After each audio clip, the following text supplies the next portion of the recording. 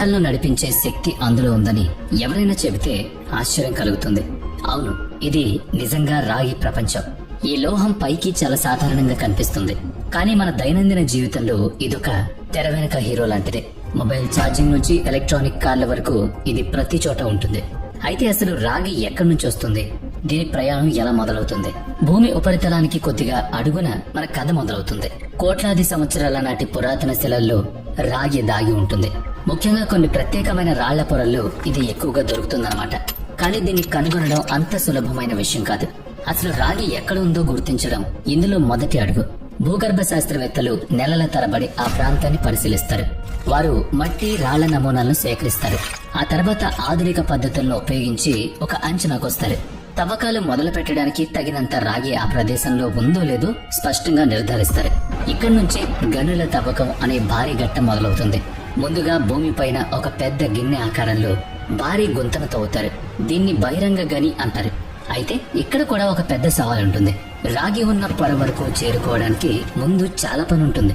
పైన ఉన్న మట్టిని, పనికిరాని రాళ్లను పూర్తిగా తొలగించాల్సి ఉంటుంది. ఈ వ్యర్థ పదార్థాలను తొలగించడం జాగ్రత్తగా నియంత్రిత పద్ధతిలో పేలుళ్లు జరుపుతారు. ఈ పేలుళ్ల ద్వారా ఆ భారీ రాళ్లను ముక్కలు ముక్కలుగా పగలగొట్టాలి.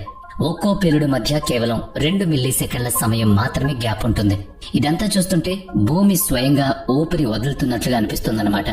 పేలుళ్లు ముగిసిన తర్వాత ఆ రాళ్లను తరలించే పని మొదలవుతుంది. పేలుడు తర్వాత లేచిన దుమ్ము కిందకి దిగ్గానే ఒక కొత్త దృశ్యం కనిపిస్తుంది.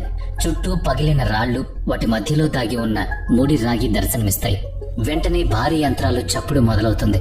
పెద్ద పెద్ద తవ్వకాల యంత్రాలు ఒకేసారి 80 టన్నుల రాళ్లను ఎత్తుతాయి. ఆశ్చర్యకరమైన విషయం ఏంటంటే ఈ రాళ్లలో రాగి శాతం కేవలం 5% కంటే తక్కువగా ఉంటుంది. ఈ రాళ్లను మోసుకెళ్లే లారీలు సుమారుగా 7 మీటర్ల ఎత్తు ఉంటాయి. ఇవి ఒకేసారి 400 టన్నుల బరువును సునాయాసంగా మోసుకువెళ్తాయన్నమాట. అయితే ఇక్కడి నుంచి రాగి తయారీ కథ 2 వేర్వేరు దారిలో ప్రయాణిస్తుంది. ఎందుకంటే ముడి రాగి అనేది 2 రకాల రాళ్లలో లభిస్తుంది. అందులో ఒకటి ఆక్సైడ్ రాళ్లు, రెండవది సల్ఫైడ్ రాళ్లు. ఈ 2 రకాల రాళ్ల నుంచి రాగిని వేరు చేసే పద్ధతులు పూర్తిగా భిన్నంగా ఉంటాయి. ముందుగా ఆక్సైడ్ రాళ్ల నుంచి రాగిని ఎలా తీస్తారో తెలుసుకుందాం. ఈ విధానాన్ని కరిగించే పద్ధతి అని పిలుస్తారు. 100 మీటర్ల మేర విస్తరించి ఉన్న పెద్ద పెద్ద కుప్పలను ఒకసారి పగిలిన రాళ్లను ఆ కుప్పల మీద జాగ్రత్తగా పేరుస్తారు. ఇక్కడ ప్రతిరోజు యంత్రాల హోరు ఏమీ వినిపించదు. దానికి బదులుగా పైనుంచి నిశ్శబ్దంగా ఒక ప్రత్యేకమైన ద్రవం పడుతూ ఉంటుంది. సల్ఫ్యూరిక్ ఆమ్లం అనే ఒక రసాయనం సన్నటి ధారగా ఆ రాళ్ల మీద పడుతుంది.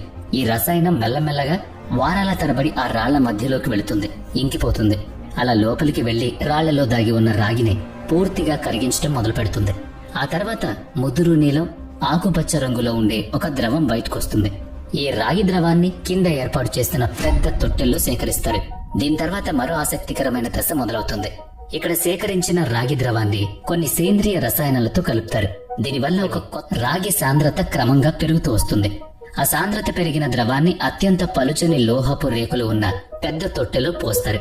ఆ తర్వాత ఈ తొట్టెల్లో విద్యుత్ను ప్రవహింపజేస్తారు. అప్పుడు ద్రవంలో దాగి ఉన్న రాగి చిన్న చిన్న కణాలుగా విడిపోతుంది. ఆ కణాలన్నీ వెళ్లి ఆ పలుచని రేకుల మీద పేరుకుపోతాయి. అలా గంటల కొద్దీ, రోజుల కొద్దీ ఆ ప్రక్రియ నిరంతరంగా కొనసాగుతుంది. కేవలం 10 రోజుల్లో ఆ పలుచటి రేకు పూర్తిగా మారిపోతుంది. అది 2.5 సెంటీమీటర్ల మందం ఉన్న స్వచ్ఛమైన రాగి పలకలా మారుతుంది. దీని స్వచ్ఛత దాదాపుగా 100% ఉంటుంది. ఈ స్వచ్ఛమైన రాగిని విద్యుత్ తీగలు, ఎలక్ట్రానిక్ వస్తువుల తయారీలో విరివిగా ఉపయోగిస్తారు. ఇక రెండవ రకమైన సల్ఫైడ్ రాళ్ల కథ ఇప్పుడు మొదలవుతుంది. ఈ రాళ్ల నుంచి రాగిని తీయడం చాలా కష్టమైన, సంక్లిష్టమైన ప్రయాణం. దీనికోసం రాళ్లను పిండి చేసే భారీ యంత్రాలను ఏర్పాటు చేస్తారు. ఆ యంత్రాల లోపల బరువైన ఇనుప బంతులు వేగంగా తిరుగుతూ ఉంటాయి. తడిగా ఉన్న ఆ రాళ్లను ఈ ఇనుప బంతులు పదే పదే బలంగా కొడతాయి. ఆ దెబ్బలకు రాళ్లు మొక్కలైపోయి మెత్తటి బురద లాంటి మిశ్రమంగా మారిపోతాయి. ఆ తర్వాత ఈ బురద మిశ్రమాన్ని కొన్ని రసాయనాలతో కలుపుతారు. ఈ రసాయనాలు రాగి కణాల చుట్టూ ఒక పొరలాగా అతుక్కుంటాయి. ఆ తర్వాత ఈ ప్రక్రియలో అత్యంత ఆసక్తికరమైన ఘట్టం వస్తుంది. ఆ మిశ్రమాన్ని నీరు ఉన్న పెద్ద తొట్టెలో వేస్తారు. ఆ తొట్టెలో వేలాది నీటి బుడగలు పైకి లేస్తాయి. రాగి కణాలు ఆ బుడగలకు అతుక్కుని నీటి ఉపరితలం పైకి చేరుకుంటాయి. పైన ఒక మందపాటి నురుగు లాంటి పొర ఏర్పడుతుంది. పైన పేరుకున్న ఆ నురుగును జాగ్రత్తగా వేరు చేస్తారు. దీని ద్వారా రాగి ముడి మిశ్రమం తయారవుతుంది. ఈ దశలో రాగి స్వచ్ఛత దాదాపుగా 30% వరకు ఉంటుంది. ఈ పద్ధతి ద్వారా సల్ఫైడ్ రాళ్ల నుంచి ప్రాథమిక దశ రాగిని విజయవంతంగా వేరు చేస్తుంది. ఆ తర్వాత ఈ ముడి రాగిని మరింత శుద్ధి చేసే ప్రక్రియ మొదలవుతుందన్నమాట. ఇప్పుడు ఈ ప్రయాణం ఒక కీలకమైన మలుపు తీసుకుంటుంది. ఇక్కడ భూమిలోని చల్లటి కఠినమైన రాళ్లు అన్ని కొలిములో కరుగుతాయి. అవి ఎర్రగా కాలుతున్న ఒక నదిలాగా మారిపోతాయి. దీన్నే రాగికి చేసే అగ్నిస్నానం అని చెప్పొచ్చు. ఇప్పటి వరకు తయారైన 30% స్వచ్ఛత ఉన్న రాగి దాని మిశ్రమాన్ని రైళ్లలో నింపుతారు. దాన్ని కరిగించే కర్మాగారానికి తీసుకువెళ్తారు. ప్రత్యేకమైన ఇసుకతో కలిపి 7 పొరలుగా పరుస్తారు. రాళ్లలో ఉన్న మలినాల్ని లాగి వేరు చేయడానికి ఈ ఇసుక సహాయపడుతుంది. ఆ తర్వాత ఉష్ణోగ్రతను పెంచగానే ఆ మిశ్రమం మొత్తం ప్రకాశవంతమైన ద్రవంలాగా మారుతుంది. ఇనుప తుక్కు రాగి ద్రవం ప్రవహిస్తుంది. అది నెమ్మదిగా వెళ్లి పెద్ద అచ్చుల్లోకి చేరుకుంటుంది. ఇక్కడ పెద్ద పెద్ద దీర్ఘచతురస్రాకారపు రాగి దిమ్మెలు తయారవుతాయి.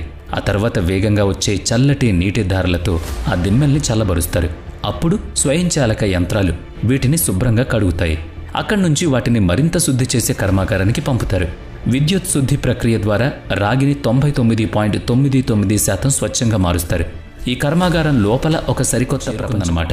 ఇక చివరి దశలో ఇది కడ్డీలుగా, తీగలుగా మారి మన దైనందిన ప్రపంచంలోకి వస్తుంది. ఇప్పుడు ఈ స్వచ్ఛమైన రాగిని నిలువుగా ఉండే మరొక కొలిమిలో వేస్తారు. అది కిందకు కరుగుతూ ప్రవహించి అచ్చుల మధ్య గుండా వెళుతుంది. అక్కడ ఇది దాదాపుగా 6 మీటర్ల పొడవైన పెద్ద దిమ్మెలుగా మారుతుంది. నీటిలో చల్లబడిన వెంటనే ఈ దిమ్మెలు చక్రాల మధ్య గుండా ప్రయాణిస్తాయి. అప్పుడు అవి క్రమంగా సన్నని కడ్డీ